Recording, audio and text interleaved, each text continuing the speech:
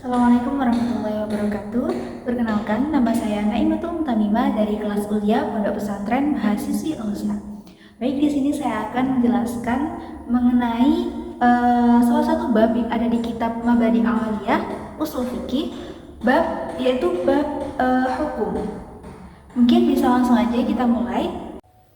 Al-ahkamu utawi pira-pira hukum, wal ahkamu utawi pira-pira hukum iku tis'atun anu songo. Rupane al wajibu wajib, wal mandubu lan sunnah, wal mubahu lan mubah, wal haramu lan haram, wal makruhu lan makruh, wal sahihu lan sahih, wal batil lan batil, wal rukhsatu lan rukhsah, wal azimatu lan azimah. Jadi di Islam sendiri itu hukum yang ada di agama Islam itu ada 9. Yang pertama ada wajib, yang kedua ada mandub atau sunnah, yang ketiga ada mubah atau boleh, yang keempat ada haram, yang kelima ada makruh, yang keenam ada batil, yang ketujuh ada sahih, yang kedelapan ada makruh, dan yang kesembilan ada azimah. Jadi apa sih bedanya dari tiap-tiap hukum ini? Jadi apa sih bedanya dari 9 hukum ini? Mungkin langsung saja kita lanjutkan. Fal wajibu mongko utawi wajib iku ma perkara yusabu kang den ganjar apa ma ala fi'lihi ing atase nglakoni ma wa yu'abu lan den siksa ala tarkihi ing atase ninggalake apa ma kesolawati kaya pira-pira salat fa shaum ramadhana ing dalem bulan Ramadan. Jadi hukum wajib sendiri itu maksudnya apa sih? Hukum wajib itu yaitu meninggalkan perkara tersebut akan mendapatkan dosa dan mengerjakan perkara tersebut akan mendapatkan pahala. Contohnya seperti apa? Contohnya seperti melaksanakan sholat 5 waktu dan mengerjakan puasa di bulan Ramadan. Kenapa dia termasuk hukumnya wajib? Ya karena Allah sudah memerintahkan sholat ini wajib untuk seluruh umat muslim. Jadi apabila kita meninggalkan sholat, maka kita akan mendapatkan dosa. Dan apabila kita mengerjakan sholat, kita akan mendapatkan pahala. Karena memang sholat dan puasa di bulan Ramadan ini sudah Allah sendiri yang menentukan bahwa mereka ini memiliki hukum wajib untuk dikerjakan oleh seluruh umat muslim. Selanjutnya, bismillahirrahmanirrahim. Wal mandzubu utawi mandub atau sunnah iku ma perkara yusabu kang den ganjar ala fi'lihi ing atase nglakoni ma wala yu'aqabu lan ora den siksa apa ala tarkihi ninggalake ma ka tahiyatul masjidi kaya salat tahiyatul masjid. Selanjutnya yaitu hukum sunnah. Jadi apa sih hukum sunnah itu? Hukum sunnah adalah aktivitas yang apabila kita mengerjakannya, kita akan mendapatkan pahala. Dan ketika kita meninggalkan aktivitas yang memiliki hukum sunnah, kita tidak akan mendapatkan dosa. Contoh dari aktivitas yang memiliki hukum sunnah yaitu di sini contohnya sholat tahiyatul masjid. Sholat tahiyatul masjid maksudnya yaitu sholat penghormatan untuk masjid. Jadi ketika kita ke masjid, kita kan punya wudhu. Nah, sebelum kita melaksanakan sholat fardu, kita disunnahkan atau dianjurkan untuk melaksanakan sholat sunnah tahiyatul masjid atau sholat sunnah 2 rakaat dengan niat untuk menghormati masjid. Contoh selain itu yaitu ada puasa Senin Kamis. Rasul sendiri sudah sangat menganjurkan kepada sahabat-sahabatnya maupun kepada umatnya untuk melaksanakan 2 puasa ini, puasa di hari Senin dan juga puasa di hari Kamis.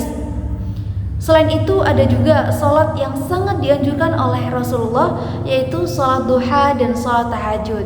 Jadi 2 sholat ini sangat dianjurkan oleh Rasulullah untuk dilaksanakan oleh sahabat-sahabatnya maupun kita sebagai umatnya.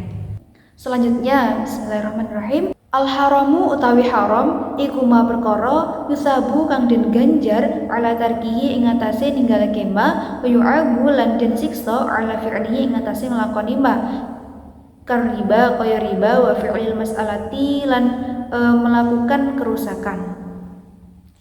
Hukum yang ketiga yaitu haram. Hukum haram ini berbeda dengan hukum yang wajib yang pertama tadi. Hukum haram ini apabila kita melaksanakannya, kita akan mendapatkan dosa. Dan apabila kita meninggalkannya, justru kita akan mendapatkan pahala. Contohnya seperti apa? Contohnya seperti riba. Atau yang gampang, yang sudah jelas di dalam Al-Quran kita sudah dilarang untuk memakan bangkai, misalnya memakan bangkai ataupun memakan daging babi gitu. Daging babi. Terus kita melaksanakan memakan daging babi itu atau tidak mengindahkan perintah Allah untuk meninggalkan atau tidak memakan daging babi itu. Kalau kita makan daging babi itu, kita akan berdosa karena Allah sudah melarang kita untuk memakan daging babi itu. Kenapa kita malah memakannya? Kemudian kalau kita meninggalkan atau memilih untuk tidak memakan babi itu, kita akan mendapatkan pahala. Langsung lanjut aja. Bismillahirrahmanirrahim. Hukum yang selanjutnya yaitu al-makruh utawi makruh iku ma perkara yusabu kang den ganjar ala tarkihi ing ngatasi ninggalake ma wala yu'aqibu lan ora den siksa ala fi'lihi ing ngatasi nglakoni ma. Katuqat dimul yusra kaya nyegerake anggota badan kang kiri ala yumna ing atase tengen fil wudu'i ing dalam wudu. Hukum selanjutnya yaitu makruh. Makruh itu maksudnya gimana sih? Jadi makruh itu apabila kita meninggalkan suatu perbuatan yang memiliki hukum makruh, kita akan mendapatkan pahala. Namun ketika kita mengerjakan perbuatan yang memiliki hukum makruh, kita tidak akan mendapatkan dosa. Contohnya apa? Contohnya yaitu membasuh anggota badan sebelah kiri daripada atau mendahulukan anggota bagian kiri ketika berwudu daripada anggota sebelah kanan. Jadi kan kita disunahkan untuk membasuh anggota badan sebelah kanan dulu, baru kiri. Namun ketika kita mengerjakan membasuh anggota badan sebelah kiri dulu, itu termasuk aktivitas atau perbuatan makruh. Jadi apabila kita meninggalkan membasuh anggota badan sebelah kiri dulu, kita akan mendapatkan pahala karena kita akan mengikuti sunnahnya. Sunnahnya apa? Sunnahnya yaitu membasuh anggota badan sebelah kanan. Contoh lainnya yaitu makruh. Contoh lainnya hukum makruh yaitu merokok. Jadi kalau kita meninggalkan merokok, kita akan mendapatkan pahala. Dan ketika kita melakukan aktivitas merokok, kita juga tidak mendapatkan dosa maupun tidak juga mendapatkan pahala. Jadi bisa boleh saja gitu. Cuman perlu diingat, merokok sendiri itu merugikan orang lain dan diri sendiri. Dimana asap rokok itu berbahaya untuk kesehatan diri maupun kesehatan orang yang mencium aroma atau asap rokok tersebut. Jadi rukun itu yang menentukan sahnya sesuatu amal perbuatan dan termasuk bagian dari sesuatu itu. Kemudian selanjutnya asyartu utawi syarat iku ma perkara yatuwaqifu tergantung alaihi ngatasé ma apa sihatu syai'i sahnya sesuatu walaisa minhu lan ora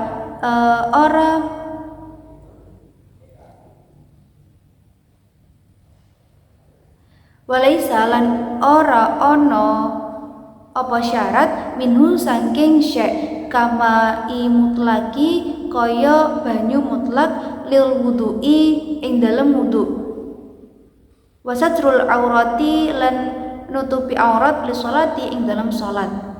Nah, syarat ini maksudnya gimana? Syarat itu yang menentukan sahnya sesuatu amal perbuatan atau perbuatan seseorang, tapi bukan bagian dari perbuatan tersebut.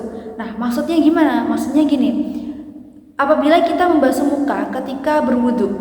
Nah, ketika kita tidak membasuh muka ketika berwudu, artinya wudu kita tidak sah karena membasuh muka ini termasuk rukunnya sholat. Membasuh muka ini rukunnya wudu. Jadi ketika kita tidak membasuh muka ketika wudu, wudhu kita tidak sah. Begitu juga ketika sholat. Ketika kita sholat tapi kita tidak berwudhu, sholat kita pun tidak sah. Karena apa? Karena wudhu ini menjadi syarat sahnya sholat. Artinya ketika kita sholat tetapi kita tidak berwudhu, sholatnya kita tidak sah, atau bisa dikatakan hukum batil ini. Kemudian kalau kita sholat, kita berwudhu, dan wudhu kita, di dalam wudhu kita ini menjalankan atau melaksanakan rukun-rukun wudhu dengan benar, salah satunya dengan membasuh muka, artinya sholat kita ini bisa dikatakan sah atau sahih, hukum sahih yang tadi kita sudah bahas.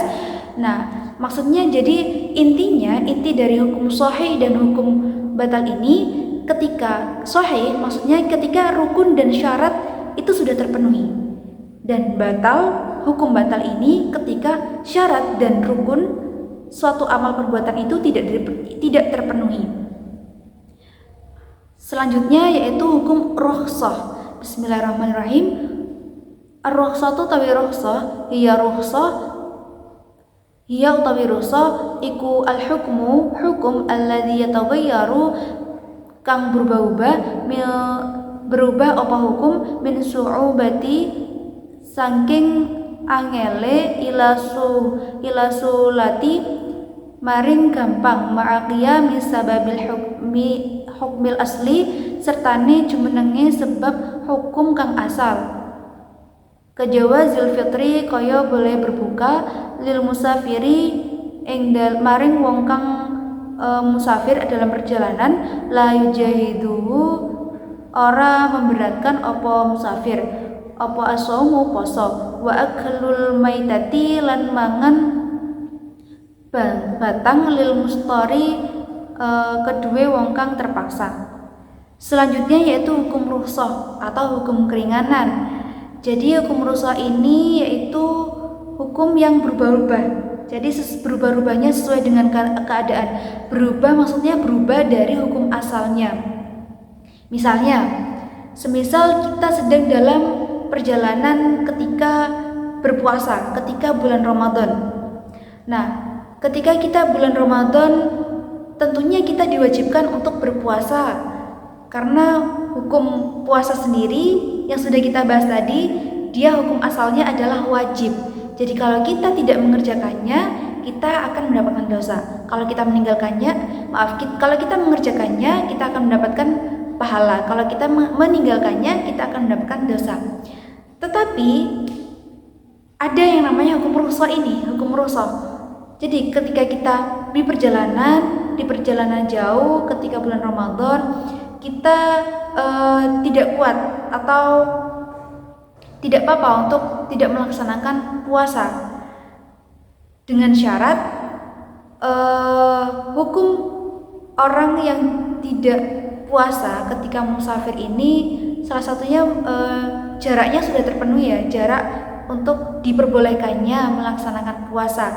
Ketika jarak diperbolehkannya untuk tidak melaksanakan puasa atau membatalkan puasa ketika bulan Ramadan ini sudah terpenuhi, maka kita diperbolehkan untuk tidak melaksanakan puasa di bulan Ramadan.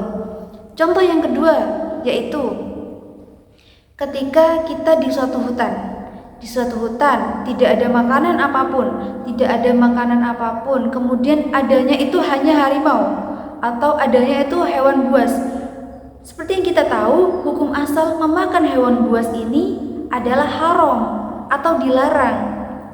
Ketika kita makan hewan buas ini, kita akan berdosa. Tapi di sini keadaannya genting atau darurat. Kalau kita tidak makan, kita akan mati. Tapi kalau kita memakannya, kita tidak akan berdosa karena memakan hewan buas di dalam keadaan darurat itu diperbolehkan atau dihukumi rukhsah ini. Jadi tidak bernilai berdosa, tidak dikatakan berdosa ketika kita makan hewan buas dalam keadaan terdesak. Yang terakhir yaitu al-azimatu. Al-azimatu hiya utawi azimah iku al-hukmu iku hukum alladzi alladzi kawajibu sholawati kaya wajibe alladzi kawajibu sholawati khamsi kaya wajibe salat 5 waktu wa hurmatil akli lan mengharamkan wa hurmatil aklil maitati lan haram mangan batang lighairil mudhari kronos tanpa kepaksaan. Jadi maksudnya hukum azimah ini bisa kita artikan hukum asal ya, hukum asal. Jadi hukum asal ini seperti contohnya kayak hukum asal yang barusan ketika kita di hutan kemudian ada hewan buas, kemudian kita kalau tidak memakan hewan buas ini kita akan mati, itu kan hukumnya rusak. Nah, hukum asalnya atau hukum azimahnya memakan buas ini kan haram. Jadi maksudnya azimah ini hukum asal gitu ya, hukum asal dari suatu perbuatan atau sesuatu amalan tersebut. Mungkin itu saja yang dapat saya sampaikan. Mohon maaf apabila ada kesalahan kata atau penjelasan yang kurang tepat. Saya mohon maaf, kurang lebihnya mohon maaf. Wassalamualaikum warahmatullahi wabarakatuh.